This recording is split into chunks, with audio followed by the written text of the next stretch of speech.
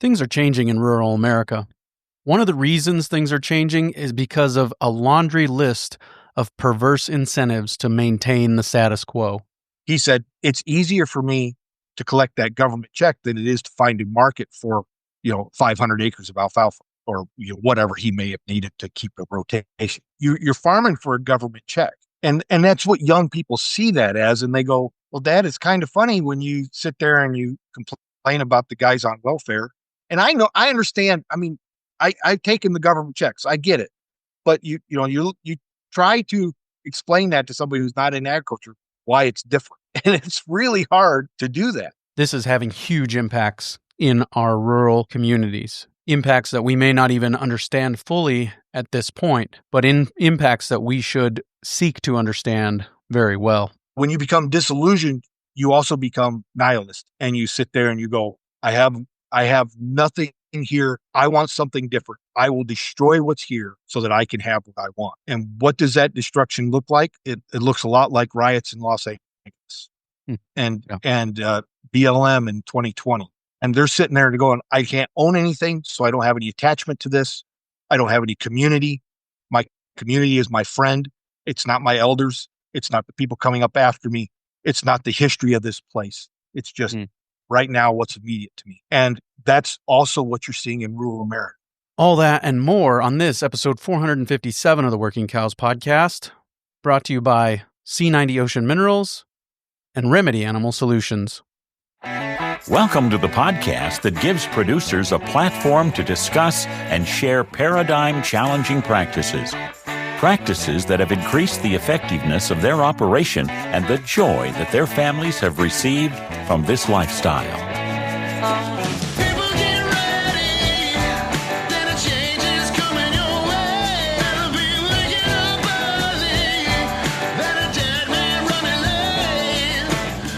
Howdy, everybody. This is Clay Connery, host of the Working Cows podcast, recorded exclusively in the Understanding Ag studios. Very excited to be joined today by J.R. Burdick. J.R. is a dairy farmer in Missouri. He's been on quite the journey into a regenerative style of management and direct marketing from just straight up commodity dairy farming for generations before him. And we're going to talk to him about that journey today. And I can't help but acknowledge on the front end, I'll talk maybe more about this after the interview, but these conversations that JR and I had a number of weeks ago are more and more timely with recent events, with the killing of Charlie Kirk. And I think it's time for us to pay attention to rural America and the things that are affecting it, the things that are changing it, and a way forward. And I'll talk a little bit more about that after this interview. JR, thanks for joining me today on the Working Cows podcast. Thanks for having me, Clay. I enjoy it. Yeah, been just appreciating the opportunity, I guess, afforded to us by social media to kind of get to know you and follow you and see what you're thinking about, and appreciate your updates from the milking parlor regularly on social media, and always thought provoking. And recently you had one on there that you shared about kind of reviving rural America, bringing rural America back, and some of those things. So wanted to talk to you about that and talk to you, kind of start off by talking about, from your perspective and given your experience, what are some of the unique challenges that you think are currently facing rural America? Sure. Well, as a kid that grew up in the dairy industry, that's what my dad always did, milk cows, and grew up in the 80s farm crisis, and saw, so I've seen two worlds, and on all sides of my family, we were all farmers, and we go back generations. And so I had the unique opportunity to hear from stories from my great-grandparents, on my great-grandfathers on my dad's side, who were both born in 1899, both born, really before, during steam engines and before tractors were a thing. And then my mom's dad was she was the youngest of 12, and he was a farmer. So he was quite old when I got to know him. But, those stories about what rural America was back in the 30s, the 40s, the 50s, and how different it is now today. And, and those differences transcend just are beyond just the economic things, but they are also the community things, the cohesiveness of the businesses. So the livestock auction was dependent upon the farmer just as much as the farmer was dependent upon the livestock auction. And the local, my grandpa Rathburn, he farmed, but he also owned a small mercantile store. Uh, and he bought cream from the farmers, and he bought beef from the local butcher. And he went through the Depression, and he was the guy who had a little bit of money, and he stood on the courthouse steps when they had the tax sales, and he would buy back the taxes and put a family back on the farm so that they could, keep the farm during the Depression. And very low key, humble man, and did what he could. And he felt like he needed to do that because it was the right thing for the community. And those local businesses and those local farmers had that unique camaraderie where they both felt that they were required to do something for one another. And I look at where we are today, and we are so far removed from that, where we don't have a local business depending upon a local farmer, and a local farmer, keeping the hardware store going. And we've replaced that economic activity of a community with the economic activity of globalism, of national and multinational corporations. And therefore we've lost our purpose. We've lost I like to say it as our calling. It's more of our business venture. And instead of dealing with if you get in trouble and you go and you deal with this local elevator, the manager, who is also the owner, and say, hey, I'm having a tough month this month. What can we do? Now you got to go, and that guy's like, oh, I got to talk to, my manager who's in another state or something to that effect. And so I just see that as being a very different time of where we're at. And it's taken us, because we've become that. We've become removed from the efficiency of sunlight, the efficiency of land, the efficiency of grass. And now it's all about the efficiency of dollars and how fast you turn those over.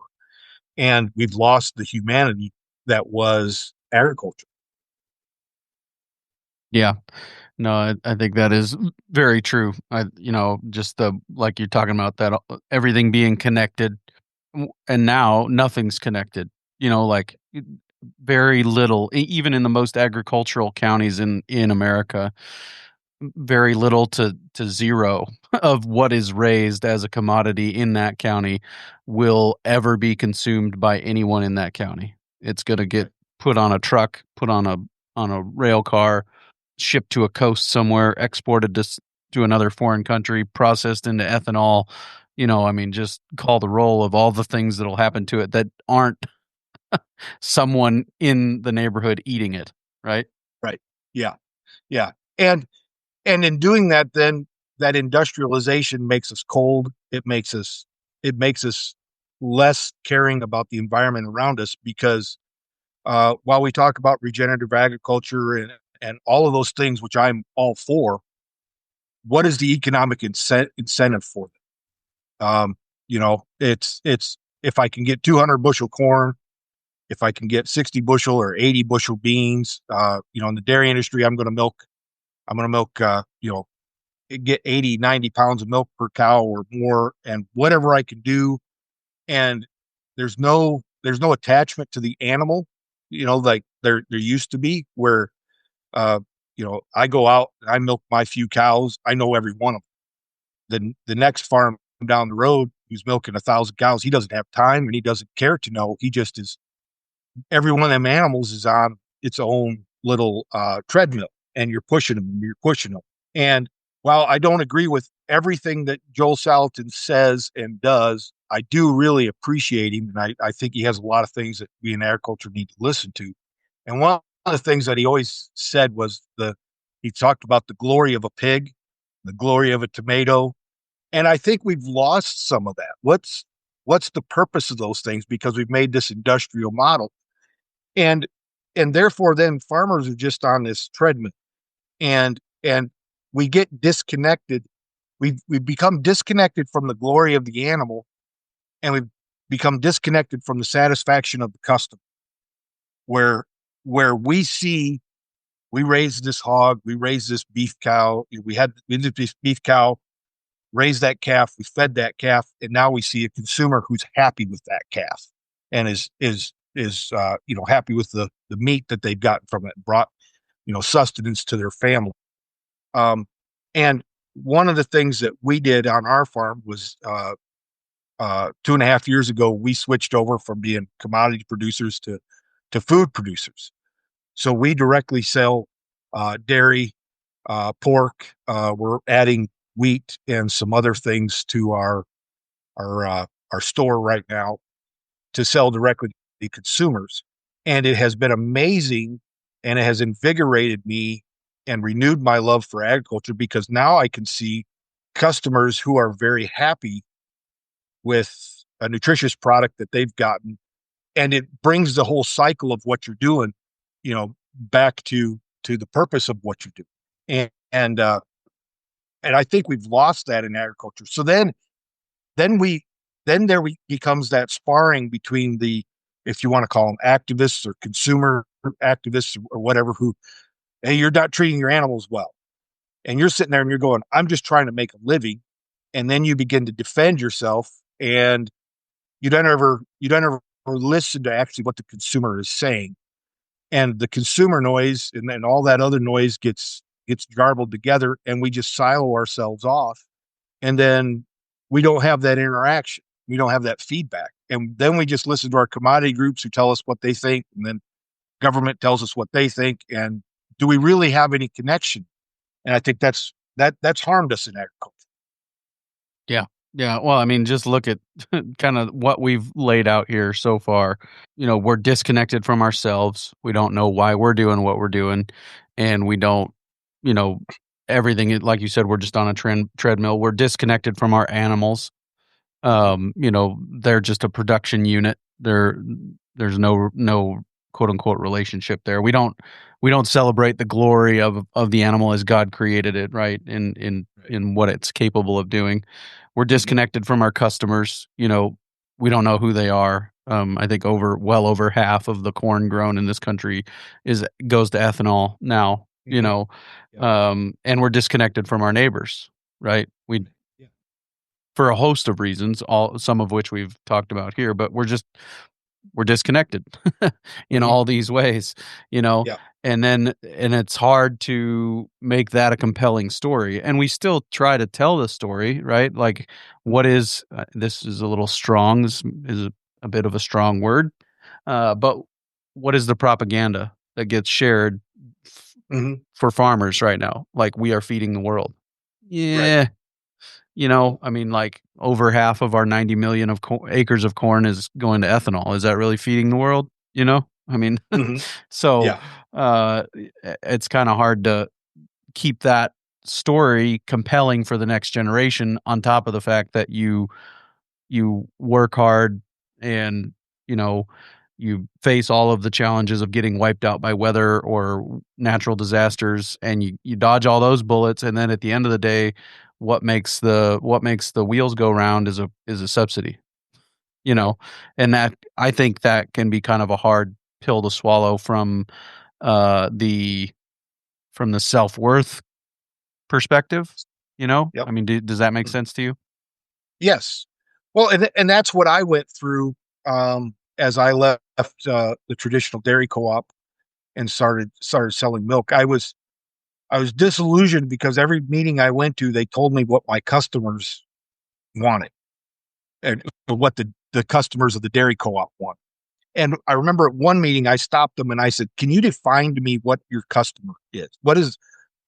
Because I had this vision of a mom and dad, and the area manager said, "Well, it's Cisco and it's it's Walmart, and it's McDonald's, and it's because they do all these things for these institutions, and then the institutions deal with the customer.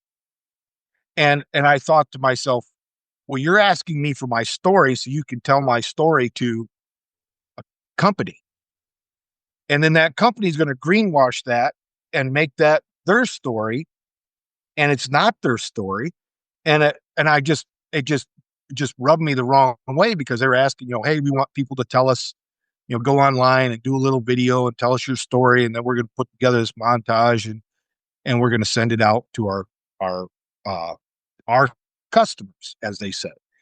And I just sat there and I said, well, that doesn't seem right to me. There was just something about it that was wrong to me. And then as we made our move towards direct marketing, my wife went to a Walmart, and my wife likes to ask lots of questions, and I don't have the answers fast enough usually for her, but she was asking all these people questions, and she's very personable.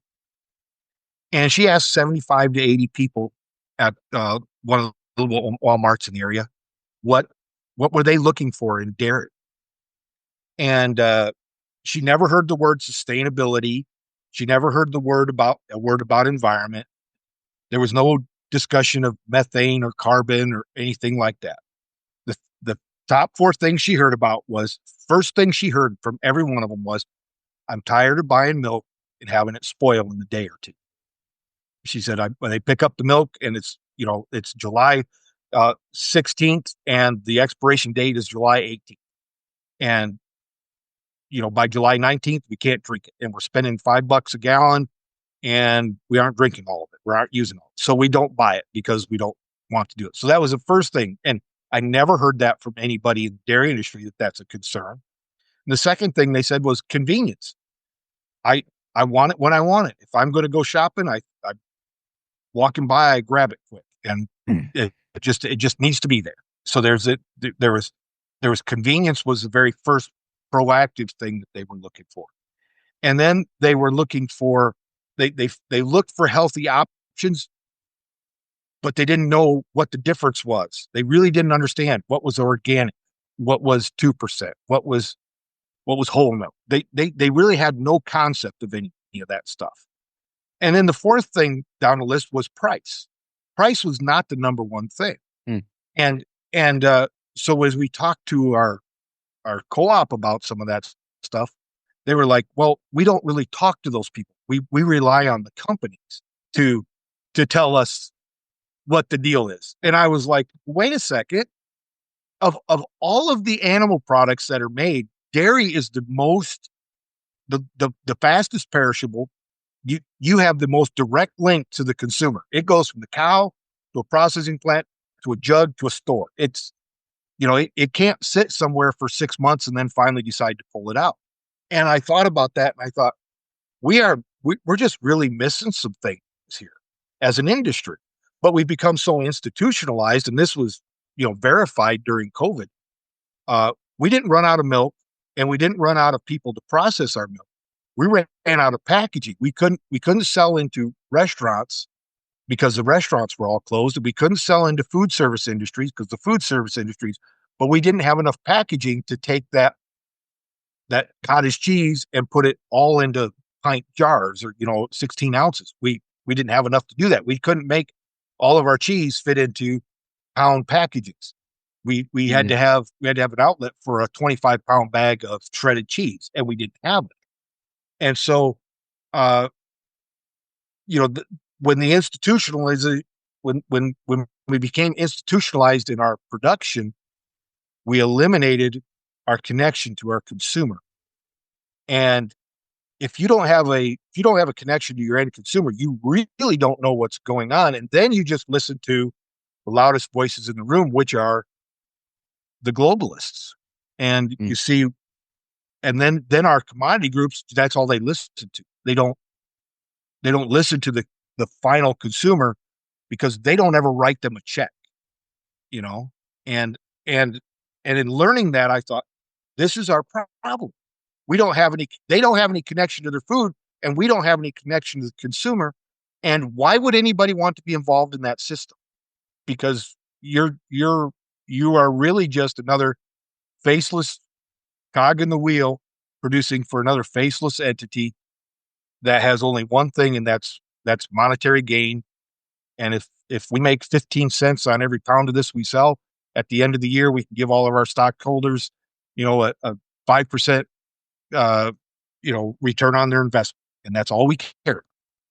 And health doesn't enter into it. Quality doesn't enter into it. And then therefore we just become flyover companies. I think that is a big part of it. Why the middle of the country, as you said, is forgotten. Yeah. On so many levels. C90 Ocean Minerals. Let's take a quick break and hear a word from our sponsor today. C90 brings the power of sea energy agriculture to your farm or ranch. Using the principles discovered by Dr. Maynard Murray, C90 harnesses the power of the ocean to remineralize your soil, increase pasture nutrient density, and raise healthier livestock. C90 is perfect for all livestock and can help you unlock the genetic potential of your herd. Available nationwide at Tractor Supply, plus give their team a call to learn more about their new spore-based soil biological input and help take your soil fertility to the next level. Visit c-90.com or call 717-580-1458 today. C90, a wave of nutrition. And so then how do we go about, we've talked about some of these things like the difficulty of passing this on to the next generation and all these challenges that we're not in an attractive business necessarily, and so how do we turn that ship? How do we make that change? What are some of the things that you are thinking about and some of the ways that we can, help not just our own families, but these rural communities make a comeback?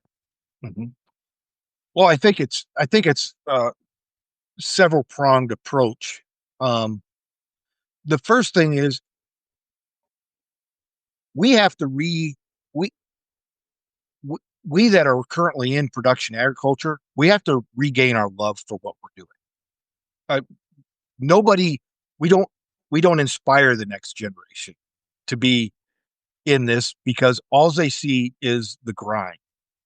And we all know there's a grind to it. We all get that. We all understand that, you get up when it's 90 degrees and you go take care of cattle and you sweat all day. And then you get up when it's 10 below zero and you freeze all day. We all understand that part of the grind, but sometimes in the same week. Yeah, exactly. And, and then they throw in there that you have no real control over commodity prices or I'm sorry, I got a little catch in my throat. You're good. And they look at that and they go, what's the purpose of it? And we've lost our purpose because we've lost our calling to it, which is to be stewards. Mm. And so we don't bring around anymore to the next generation. I remember my great grandpas being able to, walk through the woods and this is an oak tree and that's an ash tree. And they were well-rounded men.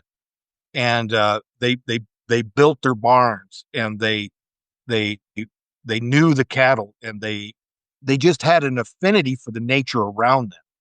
And you wanted to be around them because they had mastered this. They were the masters of their universe. And I think of my own dad, who lost a farm in the 80s and then got back farming again and fought and struggled until he wasn't able to do it anymore. He was, and I love my dad and I'm not talking down about him, but it was just that change of generations. He was a specialist. He was a dairy. Yeah. He didn't know what an oak tree was or an ash tree was. He didn't pay attention to that. And he went into that industrial mindset of, we're going to stick these cows in this barn. We're going to go harvest the grass. We're going to bring it to them. And I'm going to be monoculture. And instead of making nature work together like my great grandfathers did, it was, I'm going to, and that was the difference between dominion and domination, I say. My great grandfathers had dominion over their area. and my father tried to dominate, and he shaped it to his will, sort of. And he shaped it to his will because government subsidized that in a lot of ways. That was the driving force for that. And so that domination made you become specialized, and then you realize suddenly we were just insects. We just did one thing.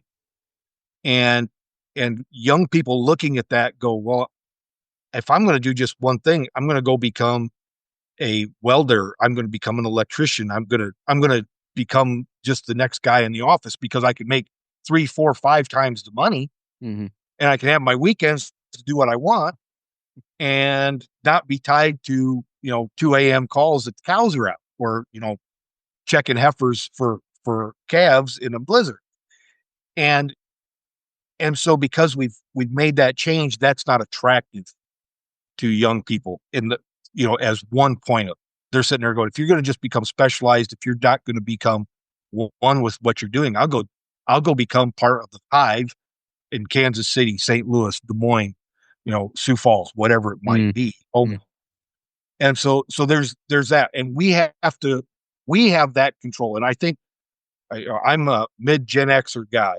I think my generation is going to be kind of lost in all of this, but the next generation, I've seen a lot of guys who are really starting to think outside the box, and they're looking at different things and how to implement grazing into livestock and actually managing grasslands, not just throwing cattle out there and going, okay, in 30 days I'll be back and I'm going to move them off, and I hope you have enough to eat for 30 days or whatever, understanding what a grass species is.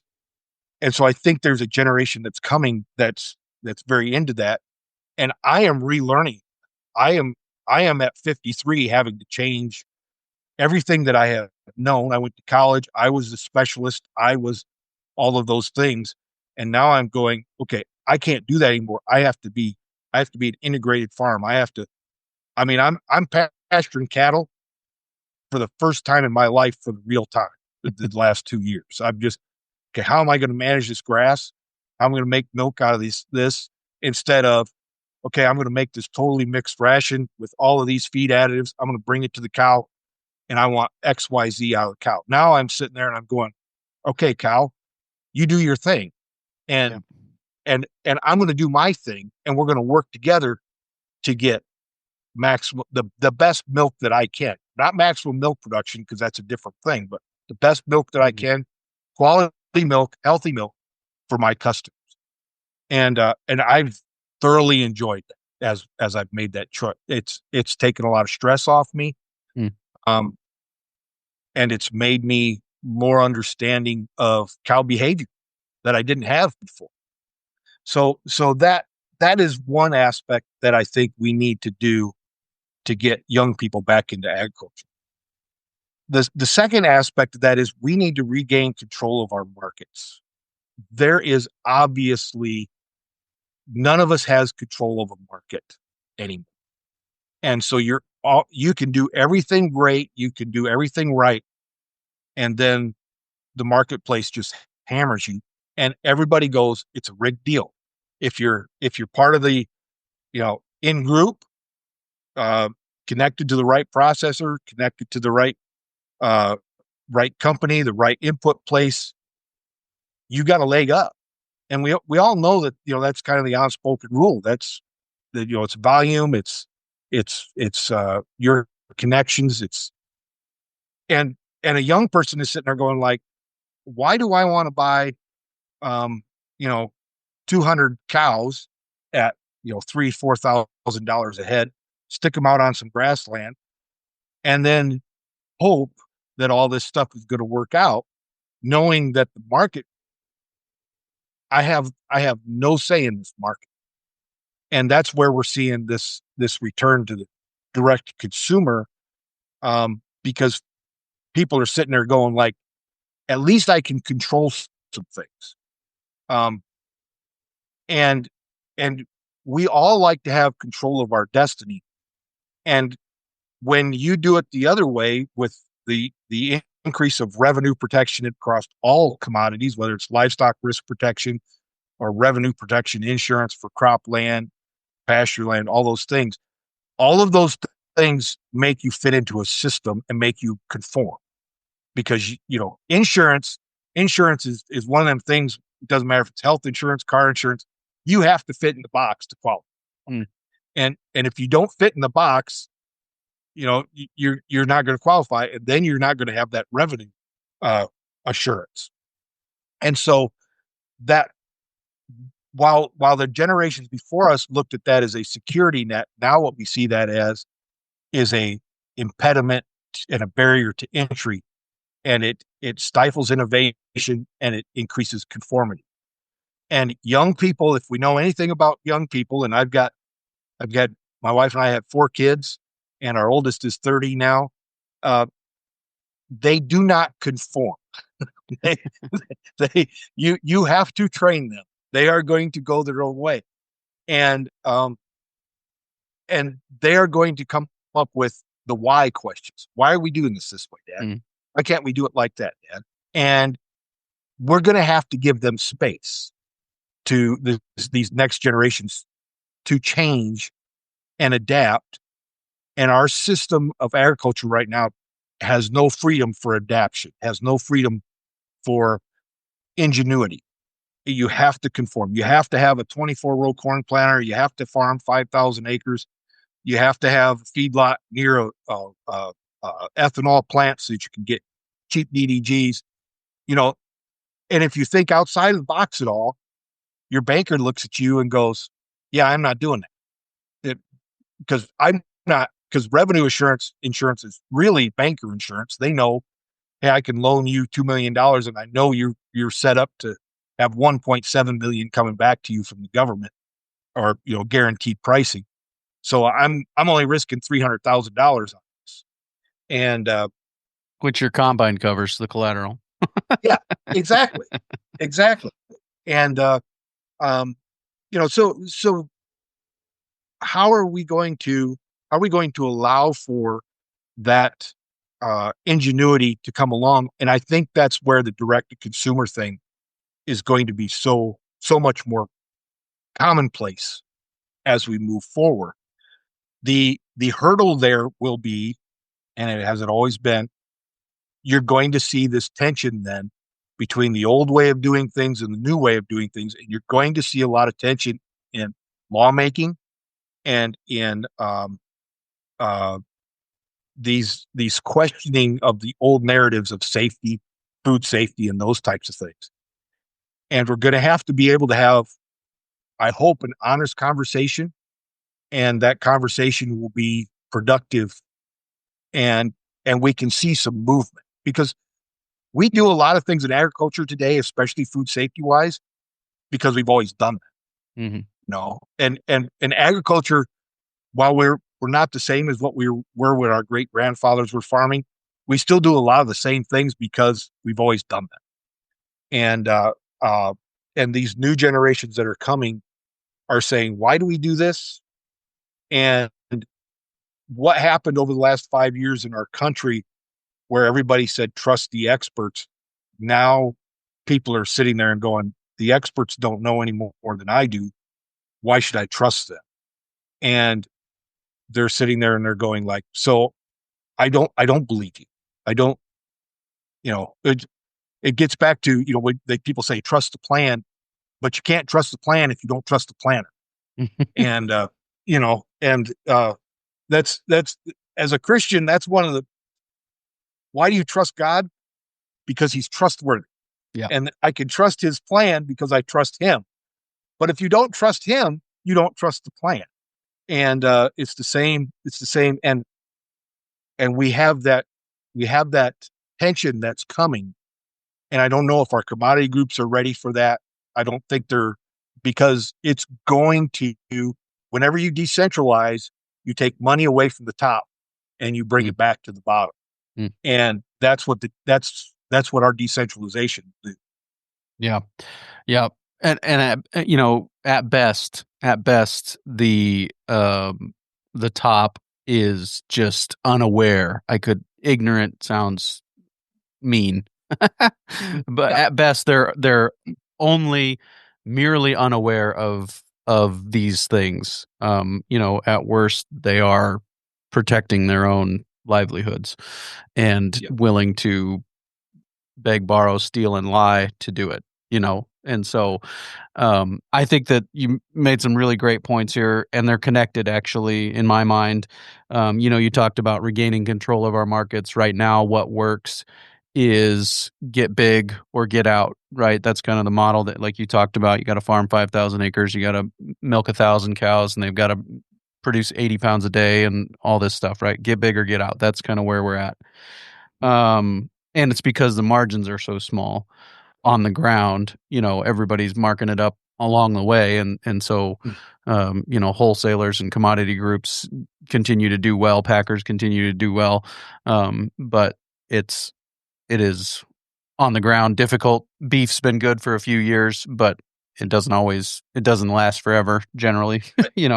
Hasn't. But the other thing that you talked about was the way that your grandparents and great grandparents operated versus the way your dad operated, was that dominion versus domination. And I think that's so good. Like dominion, that's what God created us to do, to have dominion.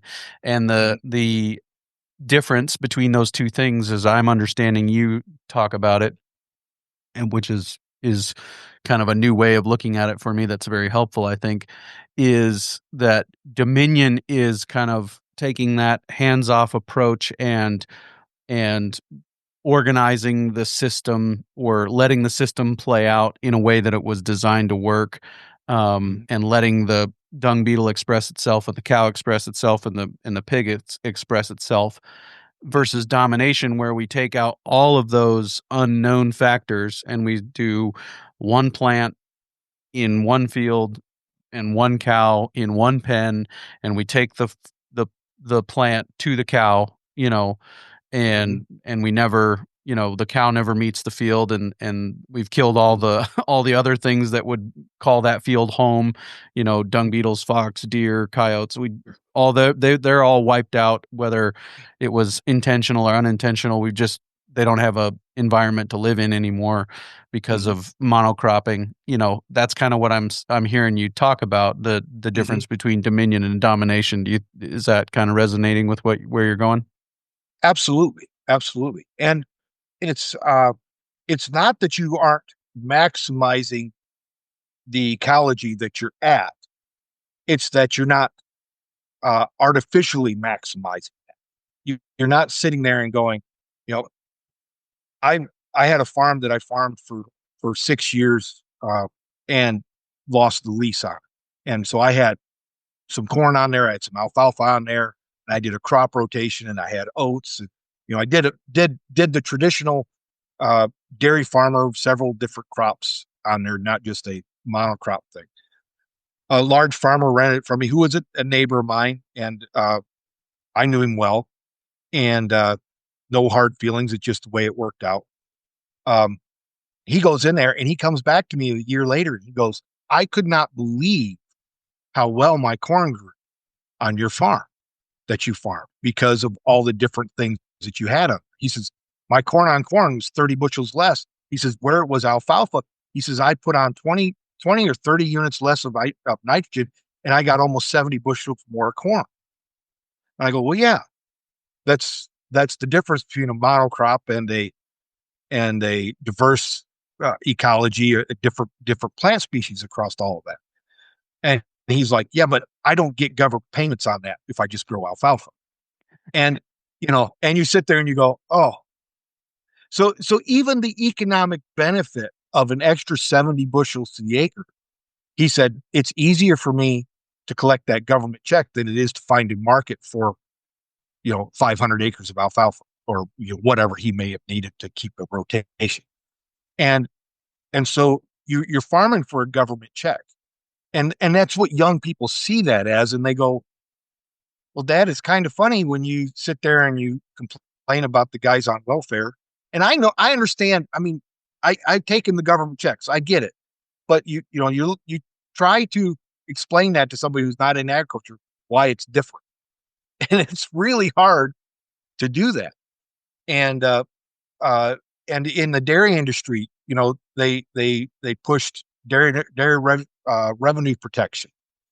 And I signed up for that for a couple of years. And then I realized all the only people that were making money on this was the insurance guy. And my banker loved it because I had a floor. But when I hit the floor, I wasn't making any money. My bleeding was just that I could afford this blood loss instead of bleeding out. And it kept our market corrections from being what they needed to be. And we don't, so this is the other side of it, is we don't follow market signals anymore. We follow government edict of, well, why did, like, for example, take this year's corn crop. Go back to January, it's $4 a bushel. And that's nothing to get excited about. But we raised one of our largest crops ever, planted as many acres as, nearly a historical number of acres.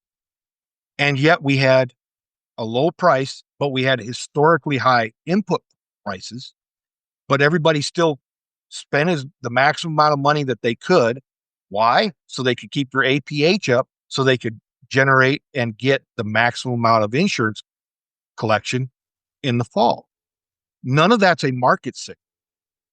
And so, and it actually deters young people, and it says to the older folks who should be retiring, who should be moving out of the way, hey, you're going to be able to stay in business because I'm going to guarantee you an income. And if we're going to be honest, that's not a free market economy. You can't have a free market economy if it doesn't follow market signals. And so rural America is set there, and we have incentivized the absentee landowner, and we have incentivized the older farmer to stay in, and we have disincentivized the young person from getting in because they don't have production history. They don't have, that capital, that paid for amount of land and then a guaranteed income on it, and they can't compete.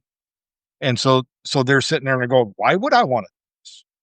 And so we have to look at our current policy in that regard and say, okay, does this policy ensure the national security, longevity, the next generation getting into farming? And I don't think it does. I don't think it does right now. And so there's going to be that tension of these young people coming up saying, we will burn down this system so that we have an opportunity. And they have time. That's the one thing money doesn't buy. You can't buy more time. And so are we going to allow for a changing of the guard that says, hey, we'll do this peaceably, and not tear apart the fabric of our rural communities? Or are we going to say, nope, the guys at the top, the lords, the people that are running the fiefdom, are they going to hold on to the reins until we get through this? And again, that becomes then dominion in a community. These older men that I think of as my great grandfathers, my grandpa, they were community leaders. They got to be older, and they kept farming, but they weren't.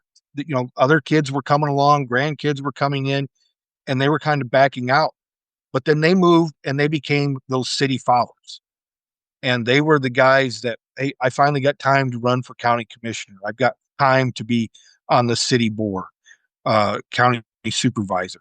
And they had wisdom that they brought, and they channeled their motivation towards making it better for the next generation.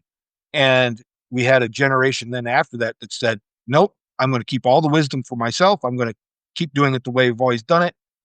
And and part of it was like from my great grandfathers, they didn't have the technology that we have today. Their bodies wore out. They couldn't, my great grandfathers, they were retiring when a 1066 was a big tractor. And if you ever rode on a 1066, it wasn't really comfortable. And now you can get into something that was smoother riding than any of the cars they had at that time. And you can hire people from wherever for a below average or average labor rate and keep them working and you can just keep your empire. And so now they've dominated in that area instead of committed or approved or worked towards dominion in their community. And until we change that, and the change is coming, it's coming pretty rapidly. And so I'm excited about that, but I'm also a little bit fearful because how are we going to adapt to that? Yeah, absolutely. No, I think that's very well said. I think that idea of the peaceful transfer of wealth, Yeah.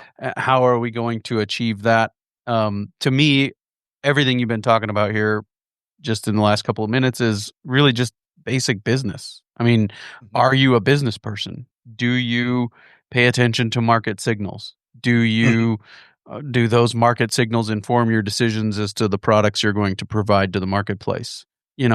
And when we've got all these, thumbs on the scale, whether it's government subsidies or corporate entities, those are what would be known as perverse incentives. They're telling people to raise something else or to do something other than what the market actually is demanding for who knows what reasons necessarily, right? We can't always can't always see through the fog and say this is why that's happening. But is that the sum total of that peaceful transfer of wealth just opening up the places for those young people to go and do the direct to consumer marketing, or is there more to it than that? Well, I think there is some of that, but you have to give people purpose.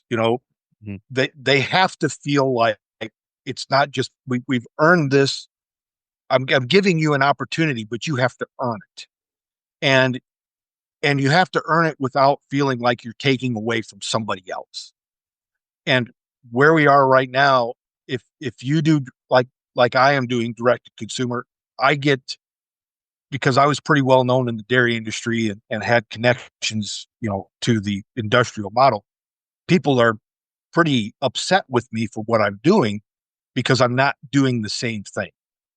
And I'm challenging the status quo, and I'm bringing forward, hey, why are we doing this archaic thing? For example, that one of the things in the so we're a raw milk dairy. We sell direct to consumers. I don't pasteurize my milk, but here in Missouri we can do that, and the state laws are as infinite as you can imagine. It's just unreal how we don't have any cohesiveness through that. But I won't become certified with the state because I went to the state veterinarian. I asked what I had to do. I've been a grade A dairy producer for 30 years. So I know all of the ins and outs. I understand all that. I've done all of the testing. I get it. I know all that stuff. But when I went to become certified raw milk, they said, well, you have to be TB tested every 6 months. All your cattle on your farm. And I said, can I ask a question? He says, sure. So, are we a TB-free state? And he goes, yes, we are. I said, so why do I have to test my cattle if you have on your website that I'm TB-free? He says, well, we just want to make sure that the milk doesn't get contaminated. I says, do you understand that if one of my cows becomes infected, it happened because there's another outside influence that has brought that in, and therefore you're no longer TB-free? I said, and the second thing is on this, I said, does any other farm that doesn't have this certification have to do this? And he said, no. And I said, well, then you're making an unfair and unjust barrier to me that you don't put on the rest of the industry. I said, if the rest of the industry has to do it, I'm all for it. I don't have a problem with that. But you can't single me out for this. And those archaic laws that are like that are going to become a flashpoint, and it protects the bureaucracy, and it protects the system, and it protects the dairy co-ops that we have. And are they going to be willing to say no? And it's just like in the direct to consumer beef market. You want to sell beef to your neighbor, you have to go to a USDA inspected plant to sell cuts, And at least here in Missouri, that's that way. I don't know if it is that way where you are. I assume it is, but you can go to your local butcher who can you can sell a whole cow to, and he can process that cow and sell it to a neighbor. Is So the question is this about food safety, or is this about control of the food pyramid, the food chain? And for example, we just took some hogs in to get processed, took them into a USDA certified and inspected facility so we could sell cuts. That same facility, they can only do that on one day when the USDA inspector's there. All the rest of the days, it's the same equipment, the same facility, the same employees. Everything else is the same except for the watchful eye of the government. and you sit there and you go, okay. But if you're JBS and you're killing 5,000 head a day, they say, oh, you're too big. You guys can do that. You can oversee it yourself, and we'll just come in and audit you and so on. Well, why doesn't the industry stand up and say, you know what? That's not fair. That JBS should be the small guy that's killing 3 cows today, and has to have an inspector there for it, or Greg Gunthorpe in Indiana who's killing 100 hogs today. He has to have a USDA inspector there. But Smithfield in Milan, which is about a half an hour north of me, they don't have to have a USDA inspector, and they're killing 10, 15,000 hogs a day because they can be employee certified. And we don't have, we have these laws, and they're barriers to entry for a butcher shop. They're barriers to consumers getting good food. They're barriers to a producer having a livelihood outside of the system. And if we don't start calling that stuff out and saying, hey, folks, we have to have a transparent, we have to have a fair system, and we have to have it where the next generation feels like they can become rewarded for their effort that you're now going to give them, because you're going to allow them to start to have an inroad here. You also have to have a fair marketplace on the opposite side of that. And that's one of the things that I think is going to rejuvenate and revitalize rural America. But it's going to come at the cost of the people at the top are going to lose control. Yeah. And I don't know if they're willing to do that yet. Yeah. And I think it comes down to kind of what we've been talking about here as well is, being a businessman, what is your goal? Like, if you're a farmer, no shade, right? If you're a farmer, rancher, no shade, but your goal is just to be able to farm again next year, right? Mm-hmm. Right. But if you're a businessman, your goal is to accumulate wealth. And when you accumulate wealth, then you're freed up later to go and do those, be that guy exercising dominion later in life as a county commissioner rather than domination, and kind of some of those things we're talking about. Is that kind of fitting in with what you're thinking about here? Yeah, I would say one of the things that we have done in America is we have changed the historical definition of wealth to the accumulation of dollars, whereas I think in the past it was accumulation of productive assets. And so because we've made that change, now we sit there and we go, hey, do I have enough dollars in my retirement account? Do I have enough dollars for whatever? And instead of I just want a productive asset. Both of my great grandfathers, when they died, they basically both owned about 160, 180 acres, but they had a productive asset. And they both paid for their farms in under 10 or 12 years, which is unbelievable to us. They worked hard and they sacrificed, but they had a market and they had a opportunity and they had a fair value for land, because land was priced at its productive value, not at its. Today, land is mostly priced at what it's going to accumulate to, or it's a hedge against inflation. So you're sitting there and you're going, hey, I've got $5,000 an acre to buy land with. I'm going to go buy land because I know that $5,000 won't buy land in a few more years. So so it's not the productive value of the land that person is buying, it's the potential value gain that somebody is buying it for. And therefore, the only people that can buy land are people with already have cash flow or capital to do that. And no land cash flows. You hear that all the time. People say land doesn't cash flow. Well, land used to cash flow when it was valued at its productive value. And so that wealth accumulation was not, I want to get so much money. It was, I want to get a productive asset. And that productive asset also gave you interest in your community.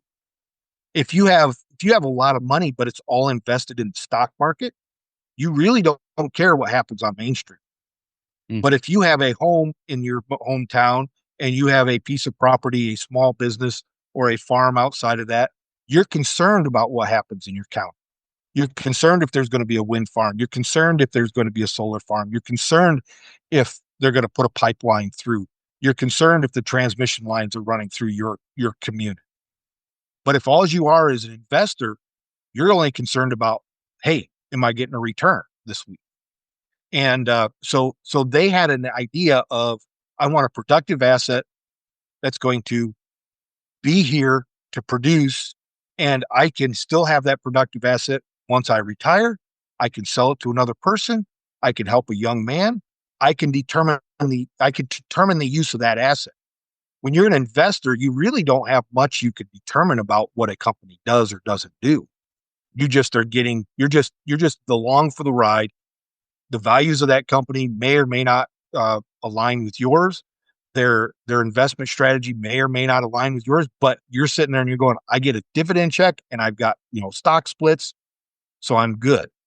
And so that very different idea of wealth has trickled down into rural America, where now we don't want to own a productive asset. So you don't want to own a sow. You don't want to own a feeder pig. You want to own an investment. So I'm going to build a feeder barn, or I'm going to become part of a sow farm. I don't own the sows. JBS owns the sows. Smithfield owns the sows. The productive asset isn't owned by Americans. It's owned by foreign entities. And you just lease back, and you're just looking for a return on your dollars, not a return on the production. And that's tore apart rural America. And so we have to return to the idea that farmers need to own productive assets, which is livestock, on land, and then harvest the nutrients from the land, put it into livestock that becomes food for consumers, and get connected to consumers. And then invest that back into your community, whether it's in your school, your churches, your local businesses, however that is. And that's the cycle that renews and revives America. But nobody gets rich in that. I'm talking about my great-grandfathers, and they appeared wealthy to me, but they weren't wealthy men by today's standards. They had 160 acres that at the time was worth $300 to $400 an acre. When they passed away, maybe it was up to $800 an acre at that time.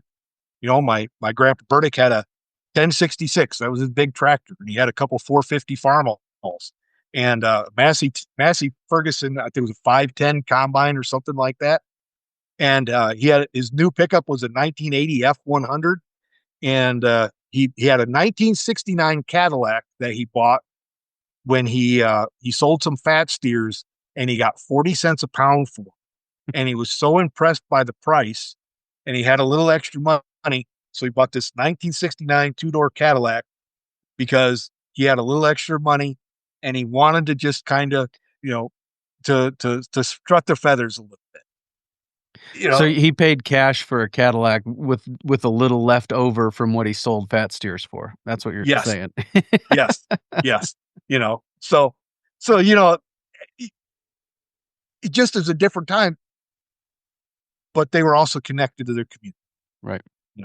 And family is still in that area. My dad moved away, and then the 80s happened, and we kind of got on a different path, but yeah, my uncle is still on the family farm, And my cousins farm it and farm down the road from it. So yeah. Yeah.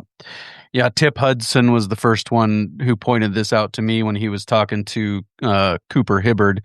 I think Cooper and maybe Chase, his uncle. I'm not sure who it was, but he said that the Sieben Land and Livestock Company in Montana, where Cooper's at, the title of that is live space stock. It's not livestock; it's still live stock, as in this is a stock that's living. Whereas you might have a stock in a bank somewhere that's not living, Right. and like you're talking about productive assets, livestock, these are that's the old way of thinking about it. That's the way that it was thought about. This is a productive asset. It's a stock and it's living, so it's livestock. And we've smashed those two words together and kind of lost the meaning of it. And I think that, recovering that, as you said, is going to be an important piece going forward. Kind of as we point towards wrapping up here, I just wanted to maybe get your sense of what it might look like to have an unpeaceful transfer of power. You talked about that, or unpeaceful transfer of wealth. You talked about we could do this peaceably or not. Do you have a sense of what it might look like if it was done unpeaceably? Well, I've thought about it a little bit, not too in depth, but what I see it as is, first off, as a generation, the generation before mine, the boomer generation, as they lose voting power, and this last election or the next election is going to be that election is going to be the one that they lose. They become they are no longer the largest voting bloc. Mm-hmm. And so they're going to be faced with the reality, the next generation. When you look at like Big Beautiful Bill, I called it the Boomer's Big Beautiful Bill because it had everything in there a boomer would want, but it passed all of the cost on to the next generation. And the next generations are tired of paying the bills and not getting any of the benefits. So I can think back, and you can probably think back to what the world was like in the early 80s, and it was a very different time.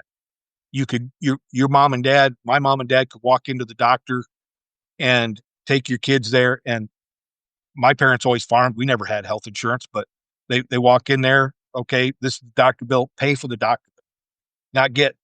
Not get 6 months for this checkup or whatever. Not go through all the harassment. And they walked out. And now you walk into and one of the things, you had a small town hospital and they delivered babies there. Like in our area now, you got to go 2 hours to someplace to have a baby delivered because none of the local hospitals will deliver them because of the cost of insurance. So people are sitting there and going like, I'm paying all this, but I don't get any services for me. But like a friend of mine said, can't deliver a baby in our hospital, but you can get a hip replacement. What's that tell you? That where's the priorities? So as people sit there and go, okay, if there's no benefit to me, but I'm stuck with the bill, I'm going to stop paying. I'm going to stop being productive in this. And that's what we're seeing. We're seeing people pull back. They're saying, hey, what can I get for me? When you see people get on, whatever social media platform and say, hey, this is how much dollars of grocery I got it all on my EBT card and you suckers paid for it. Tell me what the incentive is for somebody to go and work and have a $300 grocery bill at the end of the day. And we deal with that with consumers. They come to us and say, hey, do you take EBT cards? And we say, no, we don't. I quit taking farm subsidies when I broke away from the dairy co-op. So it's been 2.5 years now that I haven't taken any farm subsidies. And I tell people, I don't take any subsidies anymore. Don't you? If you have to do that somewhere else, that's fine. But between you and me, it's cash or Bitcoin. That's how we're going to do it. And that's been an interesting thing. But they're sitting there and they're going, if there's no benefit to me, I'm not going to pay for it anymore. And if I'm not going to pay for it and I'm not going to be benefited by it, what's my incentive to keep it? And I think that's a good question that we really need to start to ask ourselves.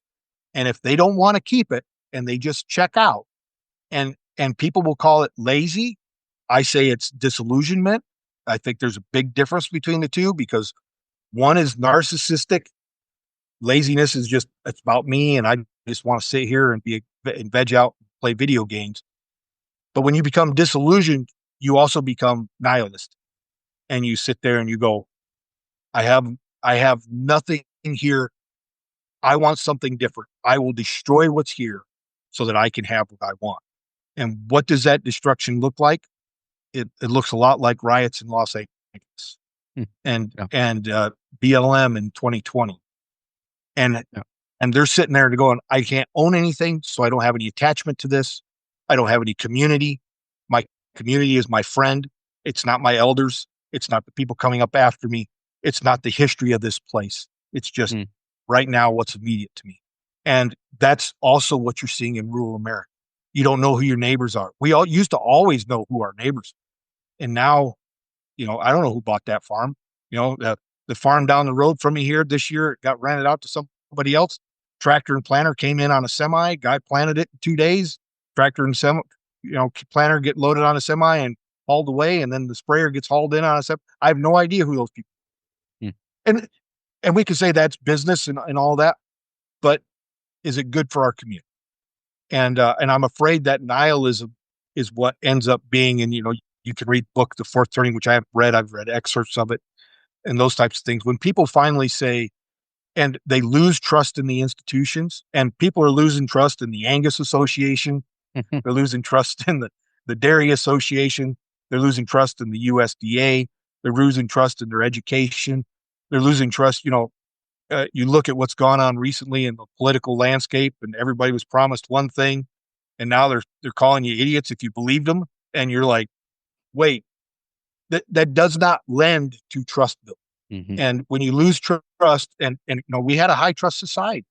We had a benefit of a high trust society where you could put a cooler full of eggs out by the road, or your produce by the food stand, by the end of the driveway, put a little container there, say, put in $2 for a tomato or $4 for a dozen of eggs or whatever.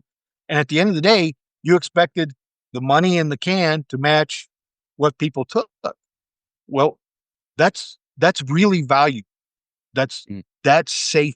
That's camaraderie and community. And we're losing that. And that's what it looks like. And when you lose trust, how does our system work? That's a hard question to ask. It doesn't work well. That's for sure. Yeah. Very good. No, I really appreciate that. Giving us a lot to think about as people can see. Valuable follow on X or Twitter or whatever it is this week. So how can people follow you and keep up with what you got going on? Well, I'm JR's Cow Farm on X, Twitter, whatever it is. And then we have a farm website, nourishingfamilyfarm.com, where it's our farm store, but I do write a blog on there. I try to get one every month, but I usually fail. And then I do, if you sign up on our website, I do an email mailer to our clients, our customers, about once every other week. And those are usually more geared towards what's happening on the farm and what we're doing here. And then any special announcements we put on our Nourishing Family Farm page, our website, and also Facebook. We have a Nourishing Family Farm Facebook page. So that's how we really connect with our customers and keep them informed of what's going on. Very good. JR, thanks for your time today. Thank you, Clay. I appreciate it. Very good stuff there with JR. Really appreciate his perspective and his way of articulating these things and the way he thinks deeply about these things. In the week leading up to the release of this episode, I called him and we chatted, and he's just such a treasure, a deep thinker. He's a great follow on Twitter. I'll have his on X, I guess it is now. I'll have a link to his account on the show notes page for today, workingcows.net/457. But I think that the path forward for our country is revival. The only way through is revival. We need people to turn from their sin, bow their knee to the Lordship of Christ, allow Him to define good and evil, right and wrong in their life, and confess him with their mouth as Lord and believe in their heart that God raised him from the dead, and the Bible says they will be saved, then they leave the darkness and come into the light. But the church needs to examine itself first. And that's what 1 Peter tells us, let judgment begin in the house of God. And we have to examine ourselves. And for our churches to become powerful again, they must recover the ordinary means of grace. The ordinary means of grace are my list.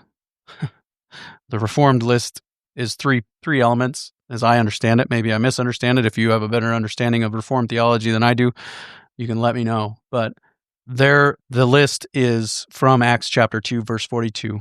Devote yourself to the apostles' doctrine in the Word of God, the 66 books of the Old and New Testament, inspired by God the Holy Spirit, written for our edification as believers.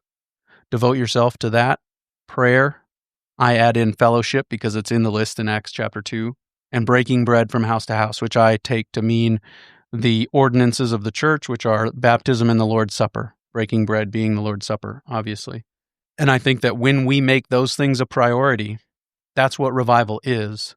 I went to the conference, the Founders Conference in the beginning of 2025 in Cape Coral, Florida, and it was on the subject of revival. And they said that what revival is when God calls the church back to prioritizing the ordinary means of grace. But they said what always precedes revival is the church valuing prayer. And so if you are among those who are waiting for, hoping for, looking for revival, it starts with prayer.